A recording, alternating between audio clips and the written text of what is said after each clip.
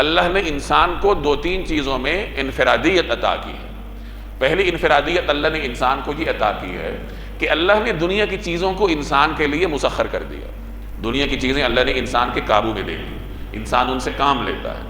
یہ جتنے بھی ماحول میں چیزیں ہیں، حیوانات ہیں، نباتات ہیں، جمادات ہیں، چرند پرند ہیں، خلا کی چیزیں ہیں، یہ سمندر کی چیزیں ہیں، یہ سب اللہ نے انسان کی قدرت میں دی، انسان ان سے کام لیتا ہے۔ ایک انفرادیت انسان کی ہے۔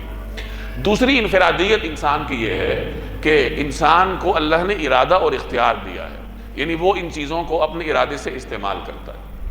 تیسری انفرادیت یہ ہے کہ اللہ نے انسان کو یہ امتیاز دیا ہے کہ وہ درست اور غلط میں فرق کر سکتا ہے کہ یہ درست ہے، یہ غلط ہے۔ کچھ چیزوں میں اپنی عقل کی بنیاد پر فیصلہ کرتا ہے، اور جہاں اس کی عقل جواب دے دیتی ہے تو وہاں وہی اس کو بتاتی ہے کہ یہ درست ہے، یہ غلط ہے۔ اب یہ تین چیزیں ہیں کہ انسان ہر چیز سے کام لیتا ہے، اپنے ارادے سے لیتا ہے اور درست طریقے سے لیتا ہے۔ اب اس کا تقاضا یہ ہے کہ کوئی ایسی جگہ ہونا چاہیے جہاں انسان کا احتساب تو ہو کہ اس نے ان چیزوں سے درست ارادے کے ساتھ درست کام لیا یا غلط کام لیا۔